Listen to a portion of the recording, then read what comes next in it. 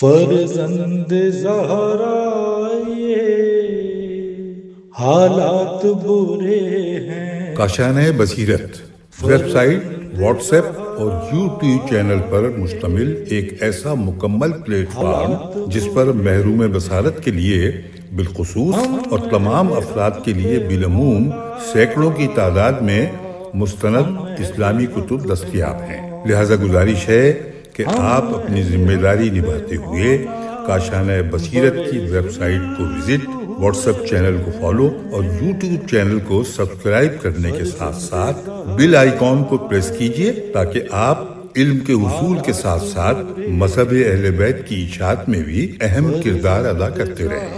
کاشانۂ بصیرت۔ حالات برے ہیں۔ السلام علیکم۔ کتاب آخرت ساز واقعات کے ساتھ حاضر خدمت ہوں، اور جس صفحے سے آج کی ہم ریکارڈنگ کی ابتدا کریں گے وہ ہے صفحہ نمبر 52 اور عنوان ہے حلم امام سجاد علیہ السلام، اور اس عنوان کا نمبر شمار ہے 24۔ تو آئیے پڑھنا شروع کرتے ہیں۔ بسم اللہ الرحمن الرحیم۔ حلم انبیاء اور مرسلین کی صفات میں سے ایک صفت ہے، اور یہ انسان کے بزرگ صفات میں سے ایک ہے، کیونکہ انسان بذات خود اپنے نفس پر مسلط ہوتا ہے اور وہ غضب و انتقام کے وقت خاضع نہیں ہوتا۔ جاحظ نے حلم کی یوں تعریف کی ہے: انسان کا بہت زیادہ غصے کی حالت میں انتقام لینے کی قدرت و طاقت رکھنے کے باوجود انتقام نہ لینا۔ اس کا حوالہ ہے تہذیب الاخلاق صفحہ نمبر 19۔ امام زین العابدین علیہ السلام لوگوں میں سب سے زیادہ حلیم تھے، اور ان سب میں سب سے زیادہ غصہ پی جانے والے تھے۔ راویوں اور مورخین نے آپ کے حلم سے متعلق متعدد واقعات بیان کیے ہیں۔ ان میں سے ایک یہ ہے: امام علیہ السلام کی ایک کنیز تھی۔ جب آپ نے وضو کرنے کا ارادہ کیا تو اس سے پانی لانے کے لیے کہا۔ وہ پانی لے کر آئی تو اس کے ہاتھ سے لوٹا امام علیہ السلام کے چہرے پر گر گیا، جس سے آپ کو چوٹ لگ گئی۔ کنیز نے فوراً کہا: خدا فرماتا ہے وَالْكَاظِمِينَ الْغَيْظَ، اور غصے کو پی جانے والے۔ امام علیہ السلام نے فوراً جواب میں فرمایا: کیف غیظی، میں نے اپنا غصہ پی لیا۔ کنیز کو امام علیہ السلام کے حلم سے تشویق ہوئی تو اس نے مزید امام علیہ السلام کی خدمت میں عرض کیا: وَالْعَافِينَ عَنِ النَّاسِ، اور لوگوں کو معاف کر دینے والے۔ امام نے نرمی اور مہربانی کرتے ہوئے فرمایا: عفا اللہ عنک، خدا تجھے معاف کرے۔ فوراً کنیز نے کہا: واللہ یحب المحسنین۔ اس کا حوالہ ہے سورہ آل عمران آیت نمبر 134، اور خدا احسان کرنے والوں کو دوست رکھتا ہے۔ امام نے مزید اس پر احسان و اکرام کرتے ہوئے فرمایا: اذهبی وانت حرہ، تم جاؤ، میں نے تم کو آزاد کر دیا۔ حوالہ نفحات من سیرت ائمہ اہل بیت علیہ السلام صفحہ 196۔ یہاں سے اب نیا عنوان شروع ہوتا ہے: مالدار اور فقیروں کے درمیان مساوات، نمبر شمار 25۔ امام رضا علیہ السلام نے اپنے اصحاب کو سلام کے ذریعے مالدار اور فقیر کے درمیان مساوات کرنے کی سفارش فرمائی۔ جو شخص مسلمان فقیر سے ملاقات کرتے وقت اس کو دولت مند کی طرح سلام کرنے کے علاوہ کسی اور طریقے سے سلام کرے تو خداوند عالم اس سے غضبناک ہونے کی صورت میں ملاقات کرے گا۔ حوالہ وسائل الشیعہ جلد 8 صفحہ 442۔ اگلا عنوان کرم، نمبر شمار 26۔ امام حسن عسکری علیہ السلام لوگوں میں سب سے زیادہ سخی تھے۔ آپ غریبوں پر بہت زیادہ احسان کیا کرتے تھے۔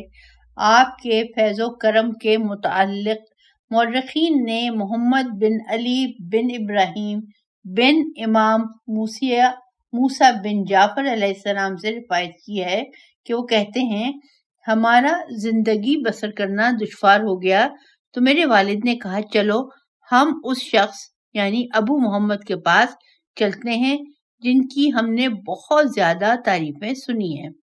میں نے ان سے عرض کیا کیا آپ انہیں پہچانتے ہیں؟ میرے والد صاحب نے کہا نہ میں پہچانتا ہوں اور نہ ہی میں نے آج تک ان کو دیکھا ہے۔ ہم چل پڑے۔ راستے میں میرے والد نے کہا ہم کو 500 درہم کی ضرورت ہے، 200 درہم لباس وغیرہ کے لیے، 200 درہم آٹا اور خرد و نوش کے لیے اور 200 درہم اور دوسرے مخارج کے لیے۔ میں نے اپنے دل میں کہا کاش امام علیہ السلام مجھے 300 درہم عنایت فرما دیں، میں 100 درہم سے اپنی سواری خریدوں گا، 100 درہم خرچ کروں گا اور 100 درہم سے لباس وغیرہ مہیا کروں گا۔ جب ہم پہاڑ سے گزر کر امام علیہ السلام کے دروازے پر پہنچے تو گھر سے ایک بچے نے نکل کر کہا علی بن ابراہیم اور ان کے بیٹے کو اندر بلا لو۔ جب ہم نے اندر جا کر سلام کیا تو اس بچے نے میرے والد سے کہا اے علی تم نے اتنی دیر کیوں لگائی؟ اے میرے سید و آقا، میں آپ سے ملاقات کرنے میں شرم محسوس کر رہا تھا۔ امام علیہ السلام میرے اور میرے بیٹے کے پاس کچھ دیر ٹھہرے اور پھر ہم دونوں کو خدا حافظ کہہ کر چلے گئے۔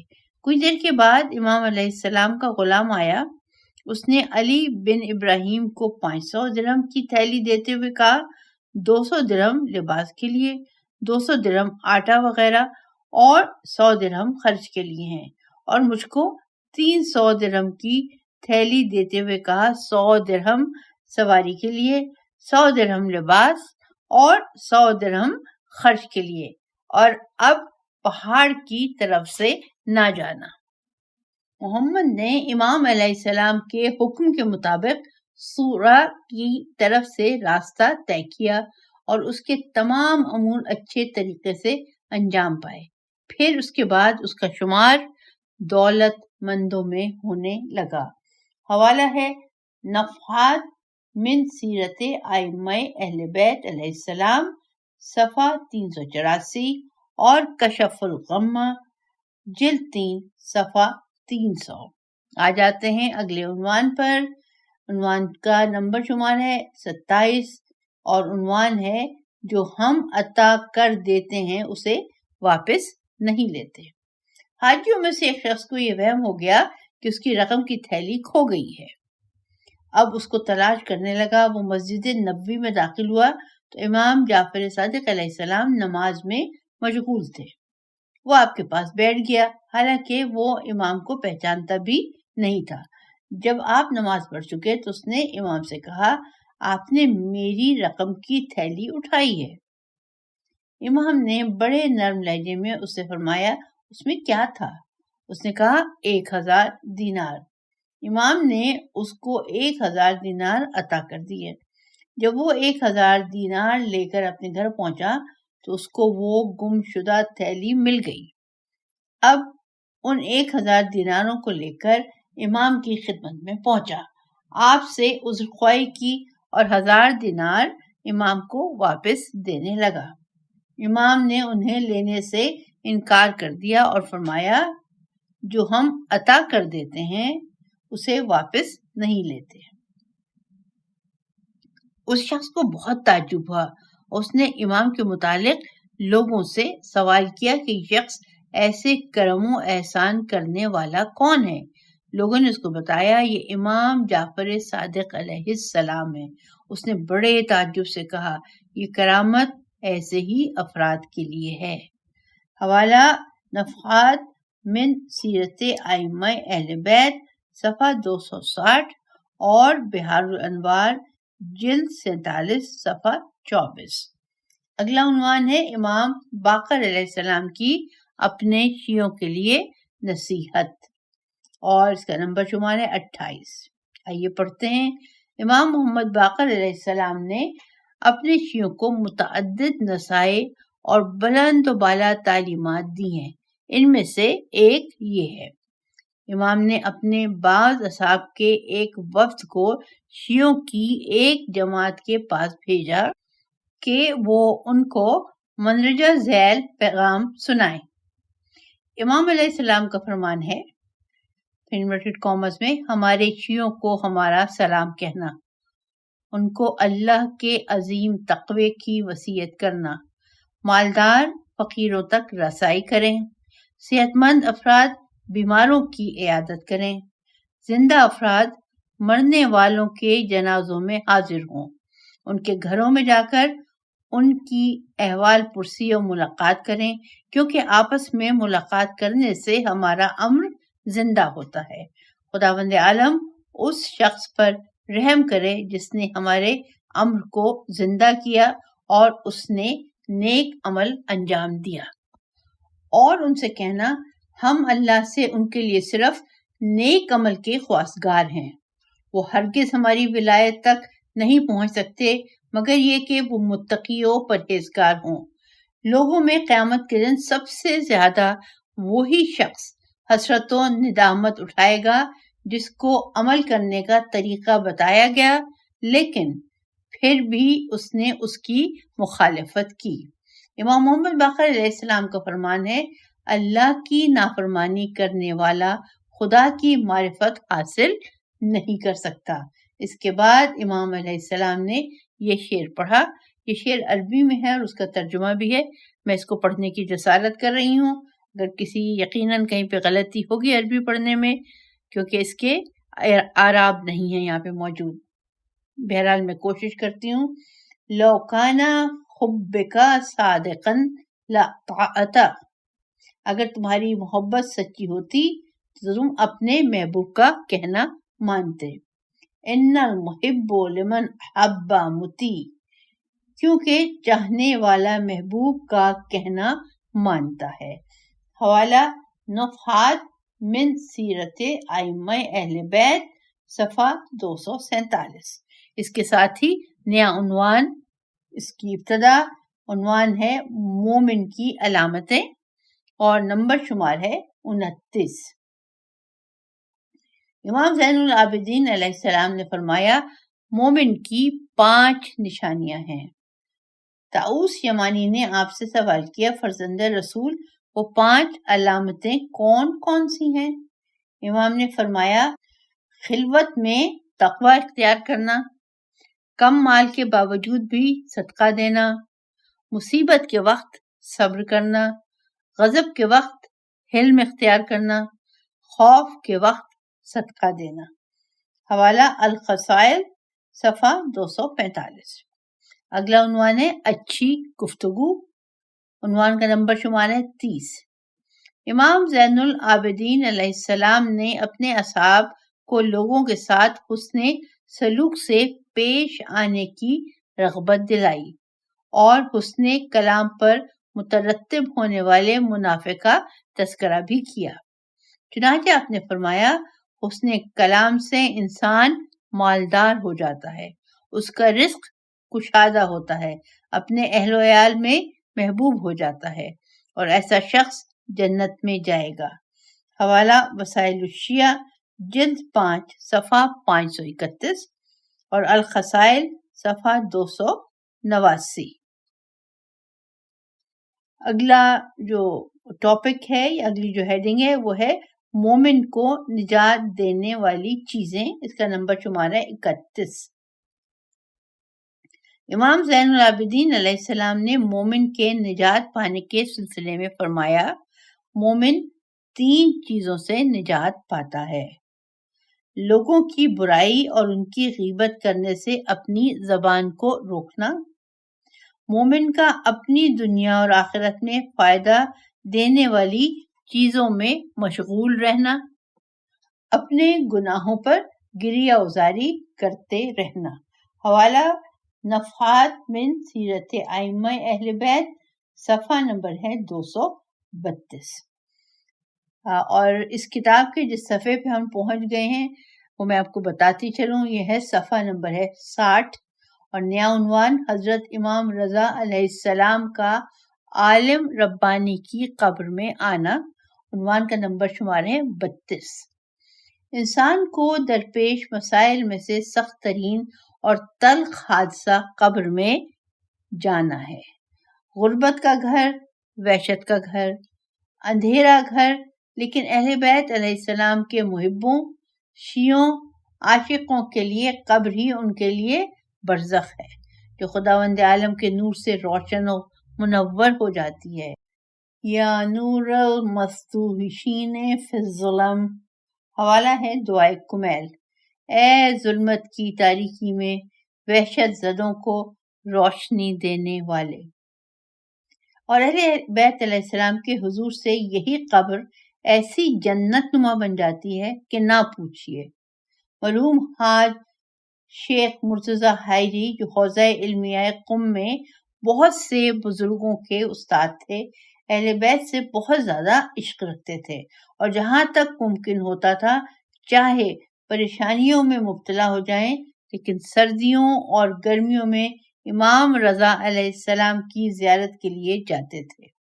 ان کی وفات کے بعد ان کے ایک دوست نے ان کو خواب میں دیکھا اور ان کے حالات دریافت کیے، تو انہوں نے جواب میں کہا، میں 75 مرتبہ قم سے مشہد امام رضا علیہ السلام کی زیارت کے لیے گیا تھا، اور عالم برزخ میں امام رضا علیہ السلام بھی 75 مرتبہ میرے دیدار کے لیے تشریف لائے ہیں۔ حوالہ اہل بیت علیہ السلام، فرش نشین فرشتے، صفحہ 574۔ ہمیں موت سے نہیں ڈرنا چاہیے، جن کے ماننے والے ہیں وہ خود ہماری مدد کریں گے۔ منافق کی قبر میں منکر و نکیر آتے ہیں، مومن کی قبر میں امیر المومنین آتے ہیں۔ جب قبر میں ائمہ طاہرین تشریف لائیں گے تو پھر ڈر و خوف کیسا؟ اپنے اعمال درست کریں اور اس قابل بن جائیں کہ ائمہ طاہرین ہماری قبر میں آ کر کہیں کہ یہ ہمارا ہے۔ نیا عنوان 1000 رکعت نمازیں، نمبر شمار 33۔ مورخین کا اس بات پر اجماع ہے کہ آپ امام سجاد علیہ السلام دن رات میں 1000 رکعت نماز بجا لاتے تھے۔ آپ کے 500 خرمے کے درخت تھے، اور آپ ہر درخت کے نیچے 2 رکعت نماز پڑھتے تھے۔ آپ کی اتنی زیادہ نمازیں بجا لانے کی وجہ سے آپ کے اعضائے سجدہ پر اونٹ کے گٹوں کی مانند گٹے پڑ جاتے تھے، جن کو ہر سال کاٹا جاتا تھا۔ آپ ان کو ایک تھیلی میں جمع کرتے رہتے تھے، اور جب آپ کی شہادت ہوئی تو ان کو آپ کے ساتھ قبر میں دفن کر دیا گیا۔ حوالہ الخصائل، صفحہ 488۔ راویوں نے نماز کی حالت میں آپ کی صفت یوں بیان کی ہے کہ جب آپ نماز کے لیے کھڑے ہوتے تو آپ کا رنگ متغیر ہو جاتا، آپ کے اعضاء اللہ کے خوف سے کانپ جاتے۔ آپ نماز میں اس طرح کھڑے ہوتے جیسے ایک ذلیل بندہ بڑے بادشاہ کے سامنے کھڑا ہو، اور آپ نماز کو آخری نماز سمجھ کر بجا لاتے تھے۔ امام باقر علیہ السلام فرماتے ہیں، علی ابن الحسین نماز میں اس درخت کے تنے کے مانند کھڑے ہوتے جس کو اس کی ہوا کے علاوہ کوئی اور چیز ہلا نہیں سکتی۔ اس کا حوالہ ہے معاف کیجیے گا، وسائل الشیعہ، جلد 4، صفحہ 685۔ نیا عنوان، چھپ کر صدقہ دینا خدا کے غضب کو خاموش کر دیتا ہے۔ حوالہ ہے، اس کا نمبر شمار ہے، معاف کیجیے گا، نمبر شمار ہے 34۔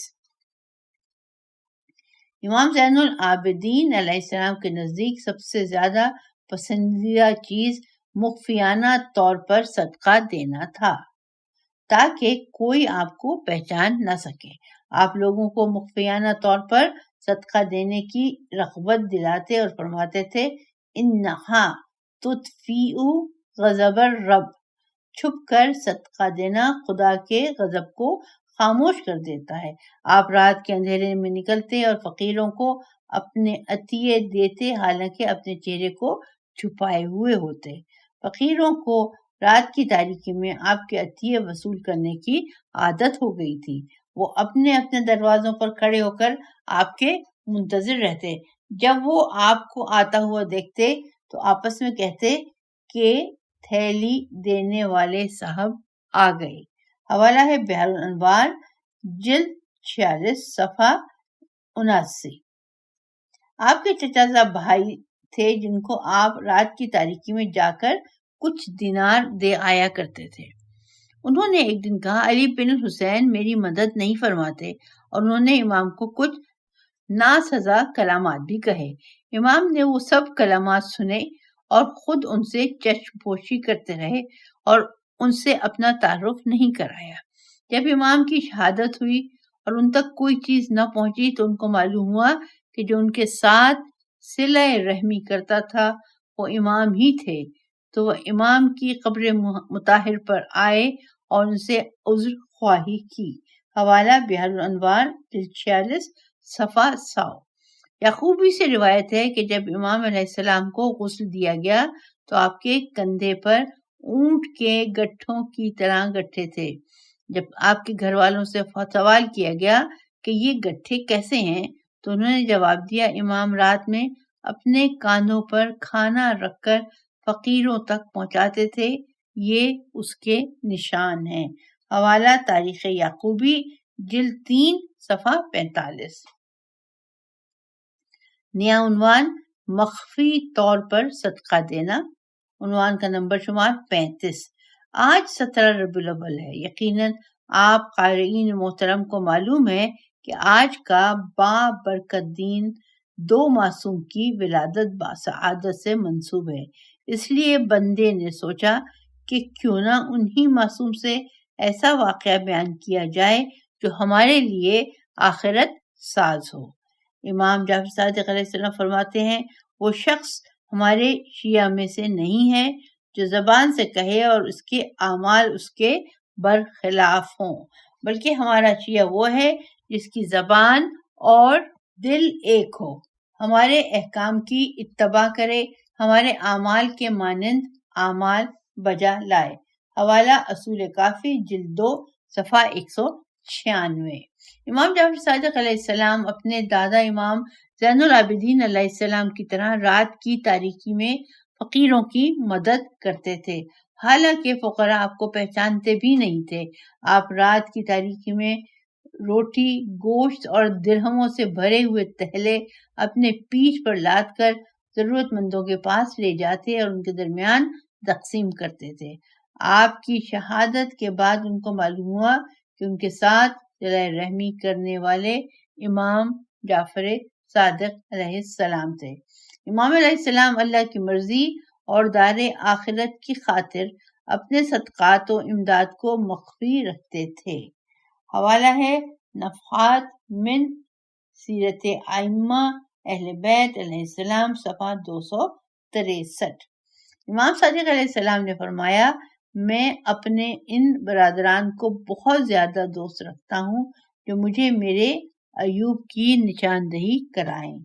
حوالہ تحف العقول صفحہ 366.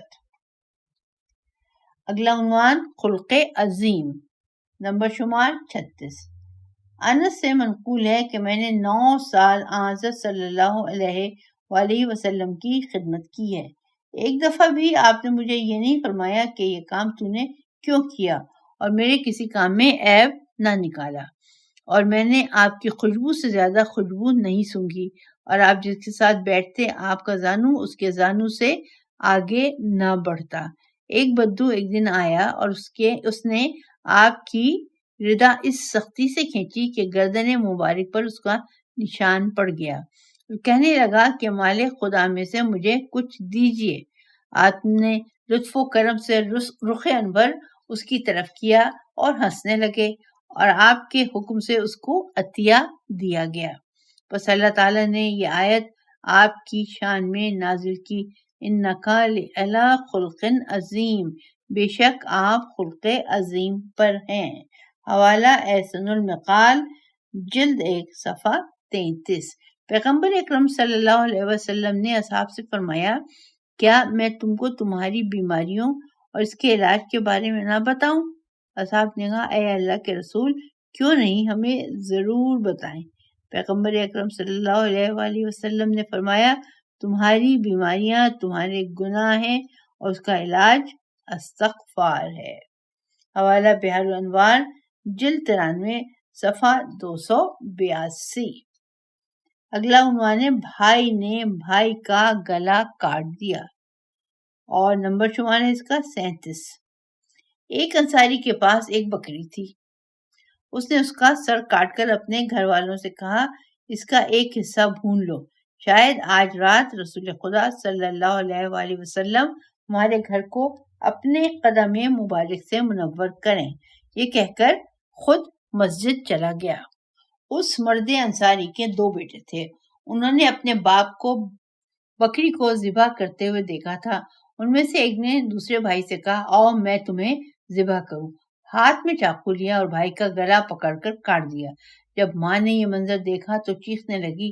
جس بھائی نے بھائی کا گلا کاٹا تھا وہ ڈر کر جیسے ہی بھاگا، اس کا پیر کسی چیز میں لگا جس کی وجہ سے وہ زمین پر گرا اور مر گیا۔ ماں نے ان 2 بچوں کو چھپا دیا اور بکری کو بھون کر کھانا تیار کیا۔ جس وقت پیغمبر اکرم صلی اللہ علیہ وسلم انصاری کے گھر میں تشریف لائے تو جبرائیل امین نازل ہوئے اور کہا اے اللہ کے رسول، اس انصاری سے کہو اپنے دونوں بیٹوں کو لے کر آئے۔ رسول خدا نے انصاری سے فرمایا اپنے دونوں بچوں کو لے کر آؤ۔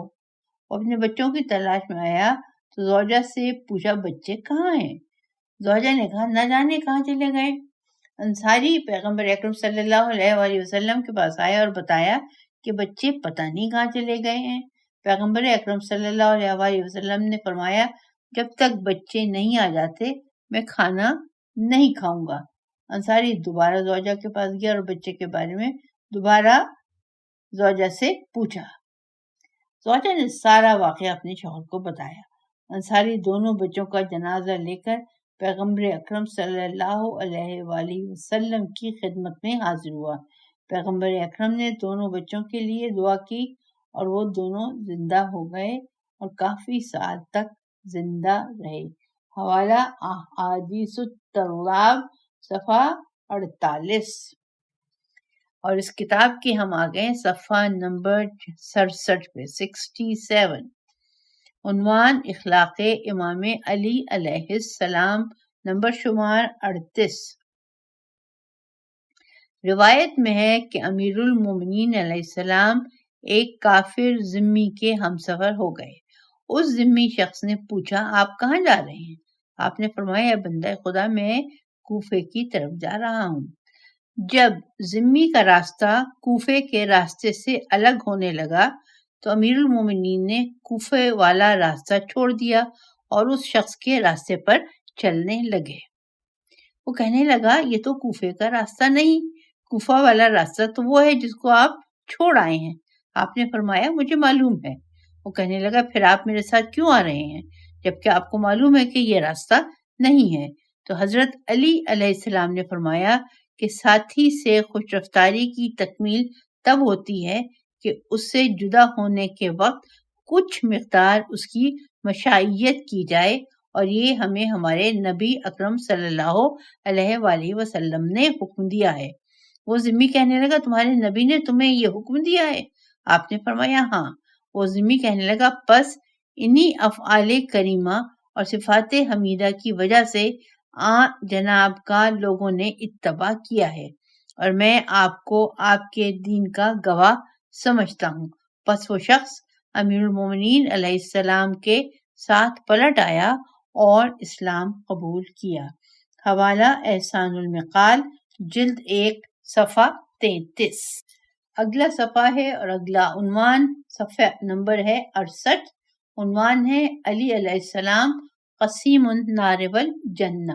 مامون رشید نے امام علی بن موسیٰ الرضا سے پوچھا کہ آپ اپنے جد امیر المومنین علی ابن ابی طالب علیہ السلام کو قسیم جنت و نار مانتے ہیں، اس کی دلیل کیا ہے؟ تو آپ نے فرمایا یہ بات تو بالکل واضح ہے۔ آپ نے پیغمبر اکرم صلی اللہ علیہ وآلہ وسلم کی حدیث تو سنی ہوگی کہ علی کی محبت ایمان ہے اور علی کی دشمنی کفر ہے۔ اس نے کہا ہاں سنی تو ہے۔ فرمایا پھر تو جنت و جہنم کی تقسیم ہو گئی۔ جو مومن ہوگا وہ جنت میں جائے گا اور جو کافر ہوگا وہ جہنم میں جائے گا۔ یہ کہہ کر آپ وہاں سے اٹھ کر چلے تو راوی نے کہا، فرزند رسول، آپ نے بہترین دلیل قائم کی ہے۔ آپ نے فرمایا یہ دلیل مامون جیسے لوگوں کے لیے ہے، ورنہ حقیقت یہی ہے، میرے جد صراط پر کھڑے ہوں گے اور ہر گزرنے والے کے بارے میں فیصلہ کریں گے، ھذا الی و ھذا لک، اے جہنم یہ میرا ہے اور یہ تیرا ہے۔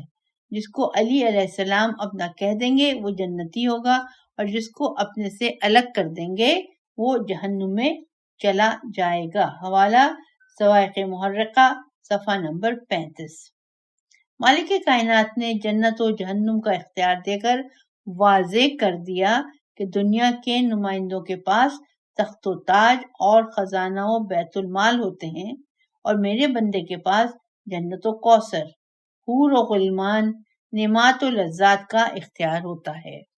سلطنت دنیا موت پر تمام ہو جاتی ہے اور امامت کے اختیارات موت سے شروع ہوتے ہیں۔